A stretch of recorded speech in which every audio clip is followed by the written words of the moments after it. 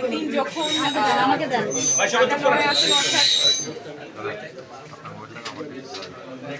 সালামু আলাইকুম সবাইকে। আমি গত কয়েকদিন যখন ঢাকা ৯ আসনের বাসিন্দাদের সাথে কথা বলছিলাম, খিলগা, সবুজা, মুদ্রা থানায় অনেকের সাথে কথা হয়েছে। প্রায় প্রতিদিনই কেউ না কেউ জিজ্ঞেস করেছেন যে নির্বাচনের মার্কাটা কি, কোন মার্কায় তারা ব্যালট পেপারে দেখতে পারবেন আমাকে যদি সমর্থন করতে চান। সেই প্রশ্নের আজকে একদম পরিষ্কার একটা উত্তর আমরা পেয়েছি। আমি নির্বাচনে ফুটবল মার্কা বুথে প্রতিদ্বন্দ্বিতা করছি আগামী জাতীয় সংসদ নির্বাচনে। আগামীকাল থেকে নির্বাচনী প্রচারণার ক্যাম্পেইন আমরা শুরু করব। আমরা যে রাজনীতিটা সামনে দেখতে চাই, স্বচ্ছতা এবং জবাবদিহিতার রাজনীতি, তার বিষয়তেই আমাদের ক্যাম্পেইন চলবে। সবাইকে দোয়া এবং শুভকামনার জন্য অনুরোধ করছি। সকলকে ধন্যবাদ।